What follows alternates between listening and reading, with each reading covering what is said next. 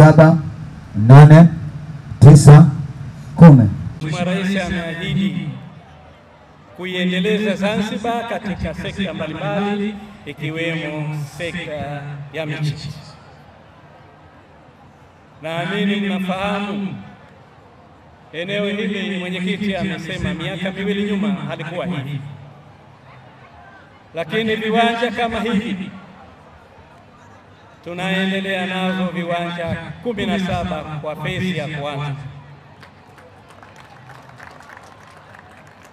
Lakini mnafahamu kwamba tuna ujenzi wa mji wa michezo Sports City kule Vumba, ambao ndani yake kuna uwanja mkubwa sana, ambao uwanja huo tunategemea kwa uwezo wa Mwenyezi Mungu utatumika kwenye mashindano ya AFCON mwaka 2026. Na niwaambie wale ambao hamjapata nafasi ya kutembelea kule, sio uwanja tu, ni mji mzima wa michezo, yani ni Sports City yote kabisa, imekamilika kabisa.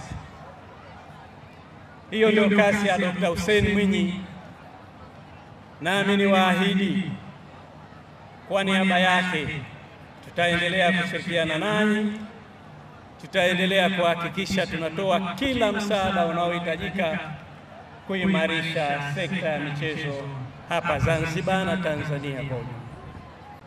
Nami nitumie nafasi hii kuelekeza mashirika yetu ya ndani